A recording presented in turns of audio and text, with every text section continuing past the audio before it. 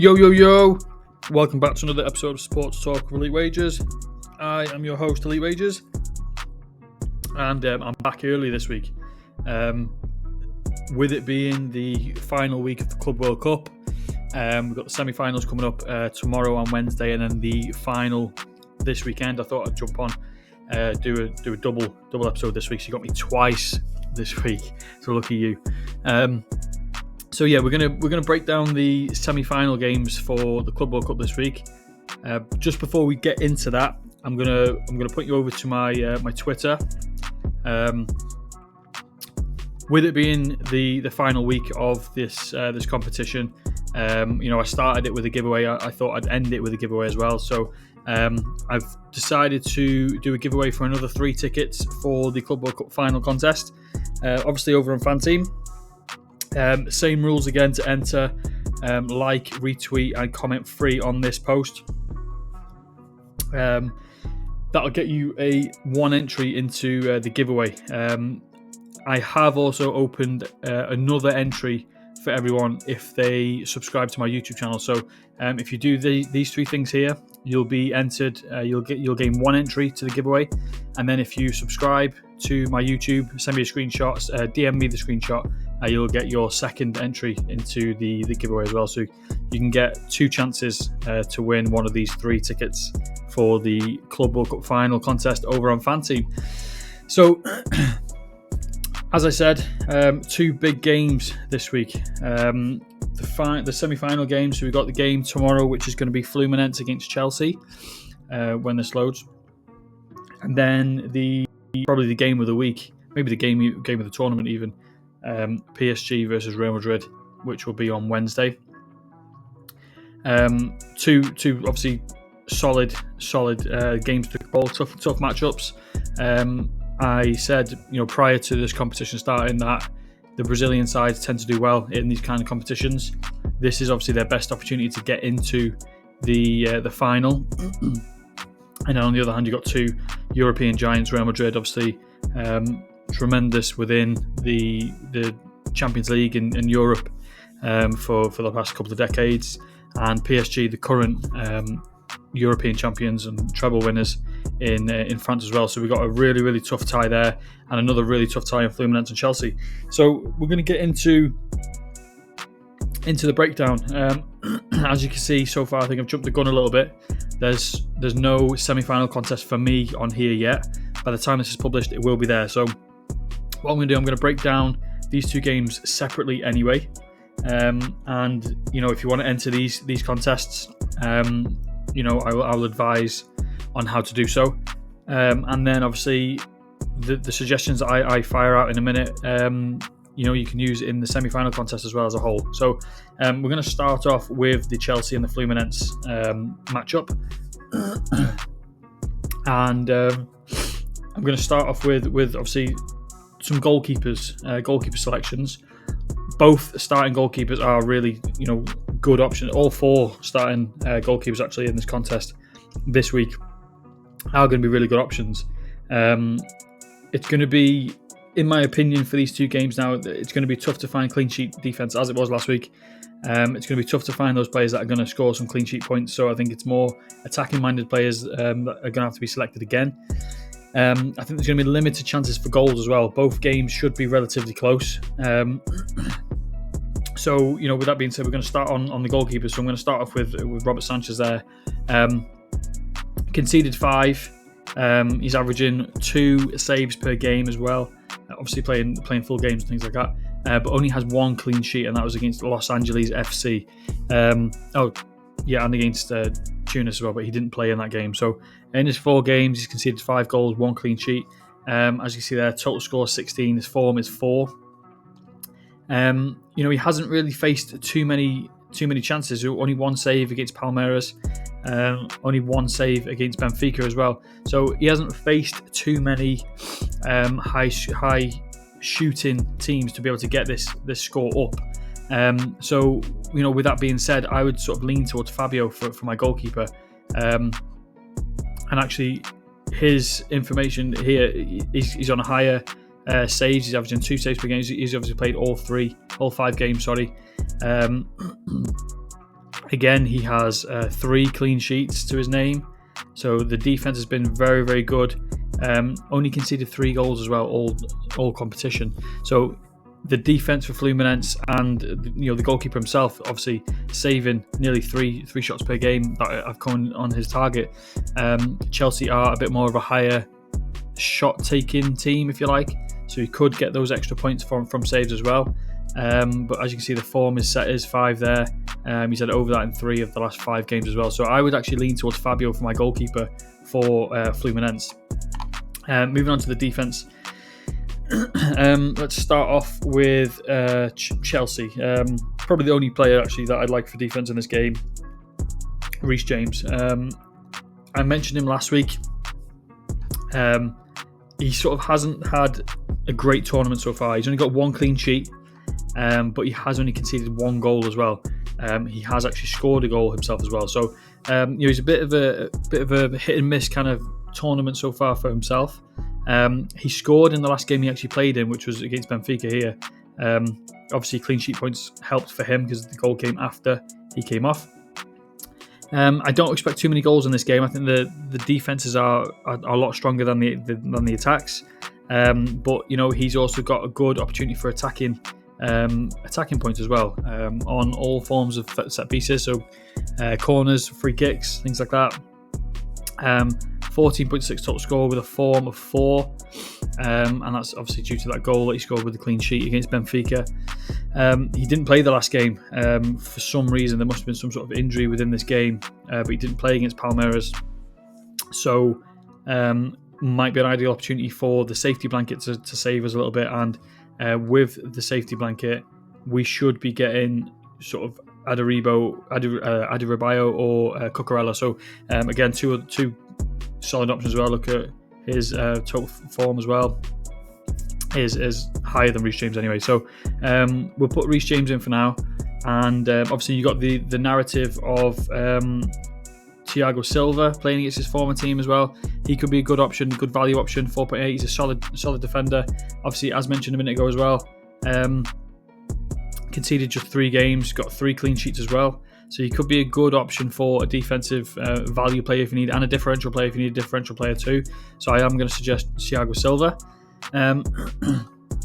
Moving up into the midfield area for this game, I think it's obvious that Cole Palmer is going to be in a lot of teams. I think he's going to be high. He's going to have a high selection rate.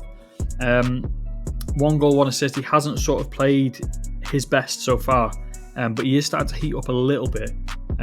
Looking in back-to-back games, he got an assist against Benfica, and then he got a goal against Palmeiras as well. Obviously, as you can see, shot on target and impact points as well for himself, which is obviously always a bonus for points. He's played 82 minutes in all 4 of his games that he's played in actually. So he's getting solid minutes for Chelsea as well. As mentioned, back-to-back games with contribution with 1 goal, 1 assist. The assist against Benfica, the goal against Palmeiras. But you have to feel like if Chelsea are going to want to win this game, he's going to have to start playing the way we all know he can. He's their sort of talisman. He's the guy that they go to for some goals. He's on penalty duty as well, so he does get those extra points for penalties if he does get a penalty. He's averaging 4 shots per game, and he's actually had 3 shots on target in the last 2 games. So he's averaging 1 on target in the contest. And he's also averaging 1 chance created per game as well. 20.5 total score, form of 5.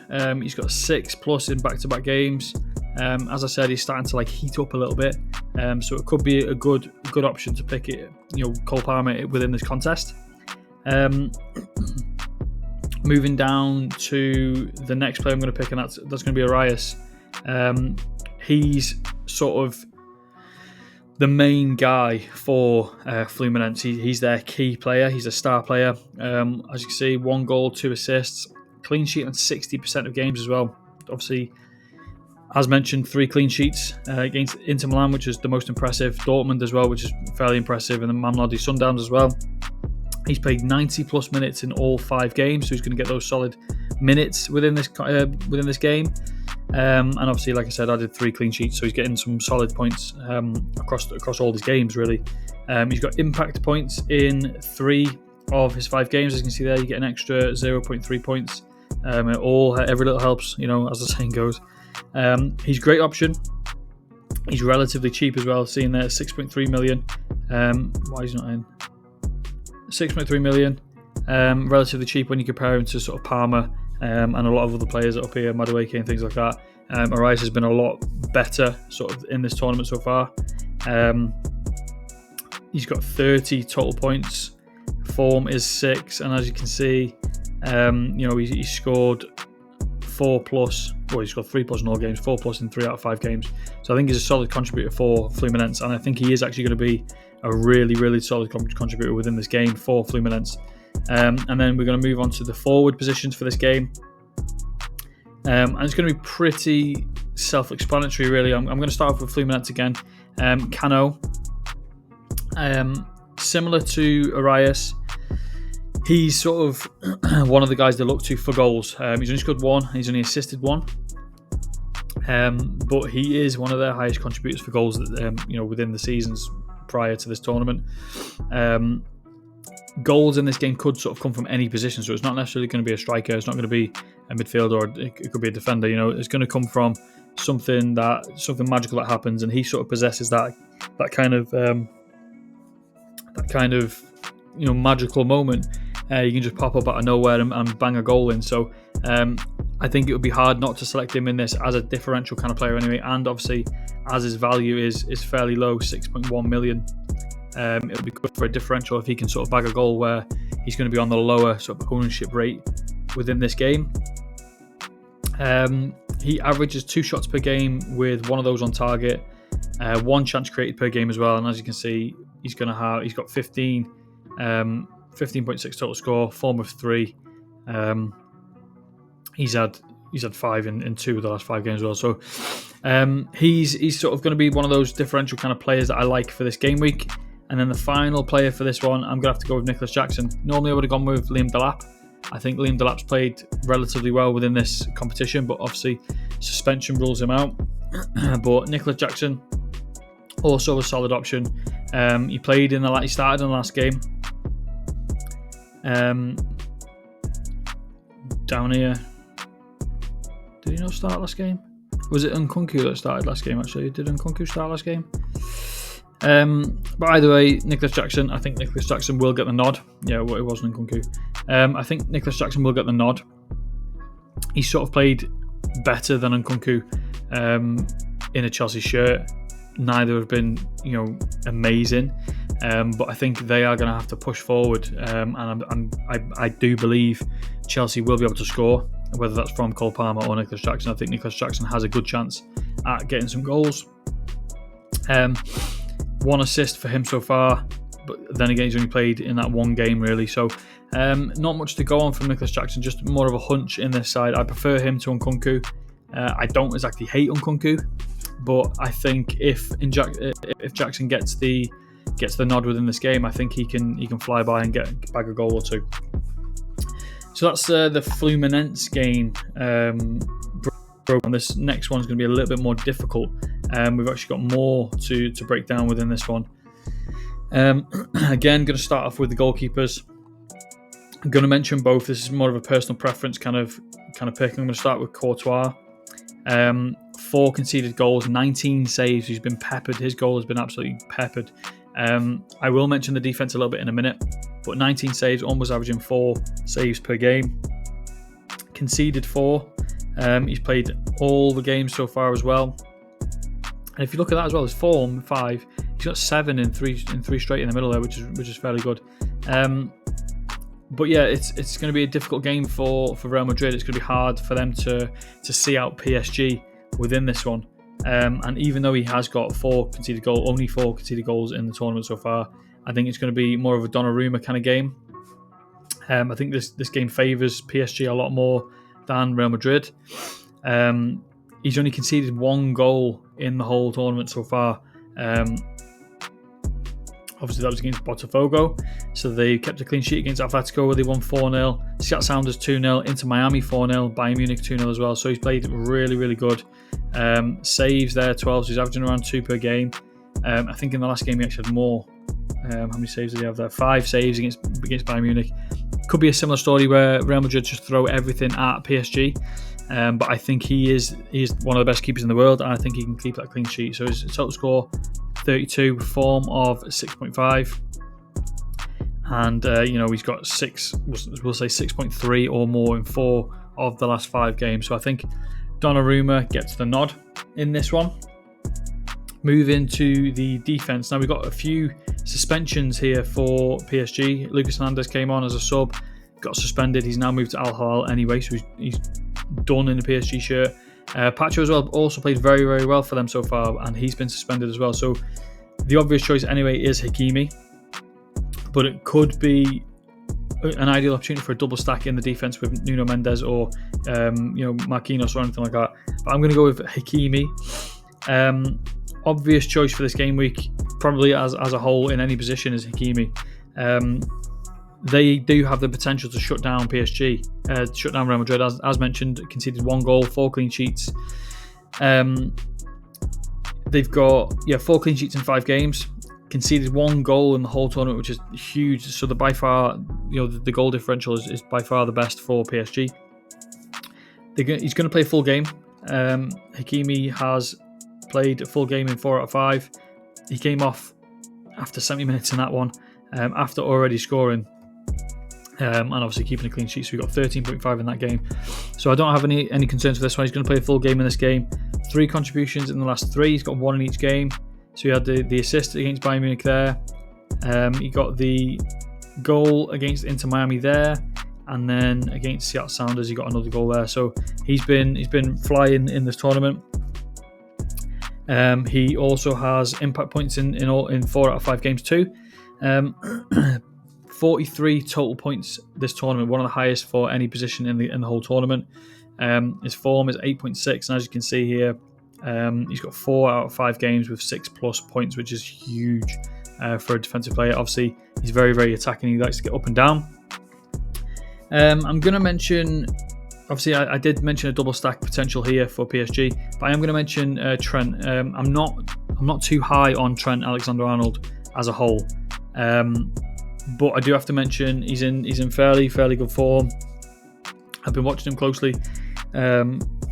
He's not polished up enough yet, I don't think, for Real Madrid, but he's sort of playing well enough to get himself in the lineup and things like that. I think the transition from Liverpool to Real Madrid has affected him a little bit, but it's going to be tough for Madrid to keep out PSG. PSG have scored 8 goals in the last 3 games. Trent has been the most consistent defender. Look back here, he's the one with the highest points for their defense, and that's mainly down to his attacking abilities as well. So he's got a goal, he's got 2 assists. He's got no goal, sorry. 2 assists so far. Conceded just 1 goal for Trent. There's not much else to go for. He's going to have a hard game against Kvaratskhelia or Doué, whichever side they line up. But with those 2 assists, he does like to get forward. He does like to put balls in the box. He does like to have a shot from a free kick as well. He does have free kick duties as well. 33 total points with 6 points in form, and he's actually had 6 points or more in 4 straight games. So we can sort of expect that to continue in this game. I think he'll get the attacking side of the points for Real Madrid. Moving on to the midfield for PSG. No surprises. Kvaratskhelia, he's my potential captain as well for the semi-final contest as a whole. I really like Kvaratskhelia. I think he's a really, really good player. As I mentioned before with Donnarumma and the double stack in the PSG, if you have got space for PSG players, it could be another midfield double stack for PSG with Kvaratskhelia and Doué. But I'm going to start off with Kvaratskhelia. He's well in form. He's got 3 contributions, 2 assists, 1 goal. 5 shots in all 5 games as well. So he's got a shot on target in each game against all of these 5 teams. 1 shot on target in each, and he's got 7 in total across the tournament. He's averaging 3 shots per game as well, so he actually gets the opportunities. He gets the ball a lot. He's sort of their positive impact player, and he's getting those positive impact points as well in 4 out of 5 games. He's got 30.7 total score. Form is 6. He's got 3 or more in all 5 games. Can't get my words out. And he's got 4+ in 4 out of 5 games as well. So he's well in form. He, like I said before, if he lines up against Trent Alexander-Arnold, he could get a lot more opportunities. Obviously, Trent isn't the best in the best form at the moment in terms of his defensive abilities. And then we're going to go with Douay. Douay is another one of those really informed players. 1 goal, 1 assist. Back-to-back games with a contribution as well. So he got the goal against Bayern Munich, and then he also got the assist against Inter Miami there. He averages 1 shot on target with 2 shots per game. Again, same as Kvaratskhelia, positive impact points in 4 out of 5 games, and he's a huge talent. He has the ability to take over games, and obviously, if you remember the Champions League final where he bagged 2 goals, he took over that game single-handedly, and obviously he set them on the right foot to win that title. He could do the same in this game as well. 24.9 total score, form of just shy of 5, back-to-back games with 7, and obviously 4.5 or more in 3 straight as well. So Douay does get the nod for me. And then another player that I'm going to look at is a younger player. He's in form for Real Madrid, and that's going to be Gula. 2 assists, 1 goal.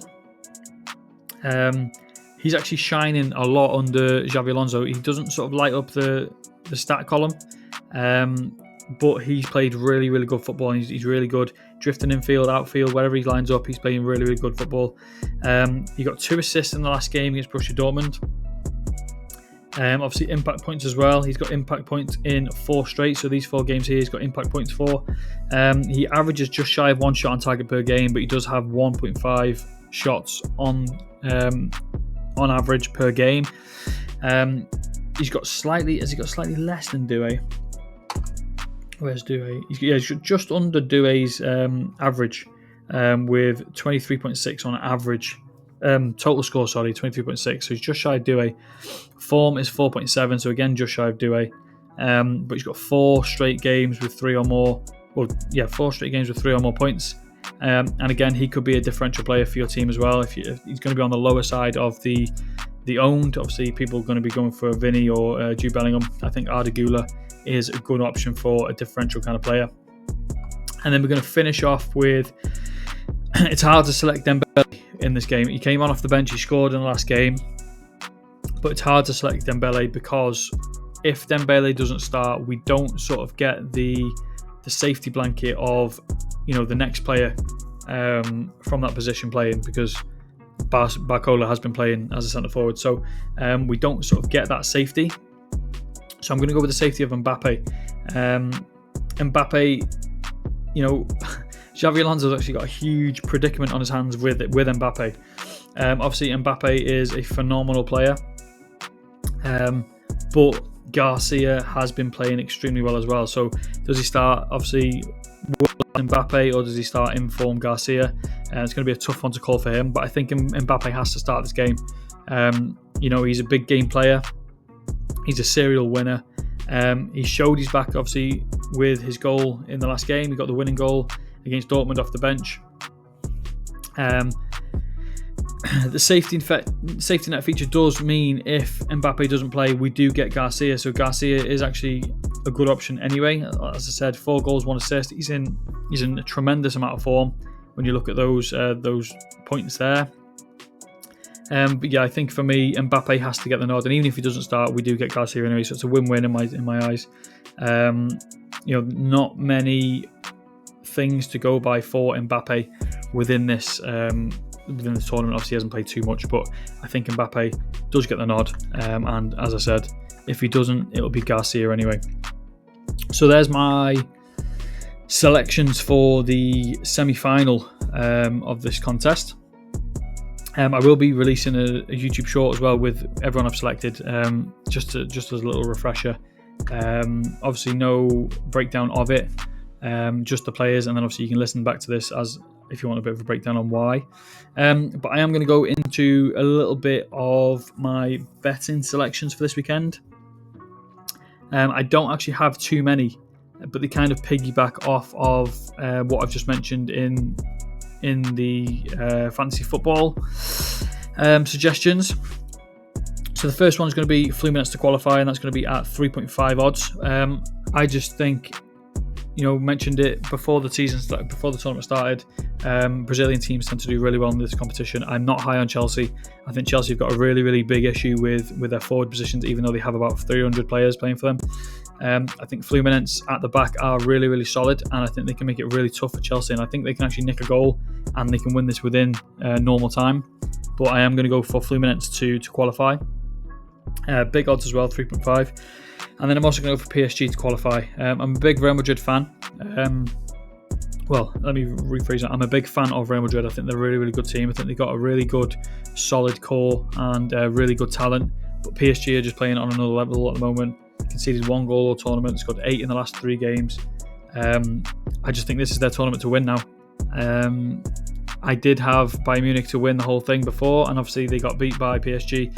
So I'm going to roll that over. I'm going to go for PSG to win the whole thing. And that starts with a win here. And PSG to qualify is at 1.8 odds. And then I'm also going to go back into this game, and I'm going to go back for Kvaratskhelia. Kvaratskhelia is one of my favourite players within this tournament. I think he's played really, really well. He only has 2 goal contributions, as you can see. 1 goal, 2 assists. So he's got 3 contributions in this tournament so far. But he's been playing out of his mind this season. It will benefit him to score, obviously, or assist in this game. It gets them through to the final. So I think their best player will show in this game. If he does play against Trent, that's even better for me. And then I'm going to go for a double as well, shot on target double. And I'm going to go for Kvaratskhelia to have a shot on target. As mentioned before, he's had 1 shot on target in each of the 5 games, 7 in total. And then I'm also going to go for Cole Palmer to have a shot on target, and that's mainly down to Chelsea needing to win this game. Obviously, they need to win to go through anyway, but they need their star players to really step up and get involved in this game. And I think Cole Palmer is starting to heat up a little bit. He sort of showed out a little bit more in the last 2 games. And I think if he doesn't score, I think he definitely gets a shot on target with, maybe a free kick or a penalty or something like that. But I do think he gets on target. So that double is going to be it's going to be double money. It's actually 2.0 odds. So my 5 bets for this one, my 5 best bets: Fluminense to qualify at 3.5, PSG to qualify at 1.8, Kvaratskhelia to score or assist at 2, Kvaratskhelia and Palmer shot on target double at 2 as well. So that's me done for this episode. As mentioned, I will be back on Friday for the final breakdown. I'll have a big breakdown for that. And obviously, as mentioned as well, I've got the giveaway. So don't forget to head over to my Twitter, retweet this tweet, and comment free for a free entry within this tournament. If you want an extra entry to the tournament, subscribe to my YouTube channel. Send me a DM with a screenshot of you subscribed to my channel, and you will get yourself an extra entry to this tournament as well. So I'm going to wish you all good luck. I'm going to sign out, head out, try and get back to work. And yeah, so good luck to everyone within this tournament. Make sure you like, subscribe, share, and try and get this further out.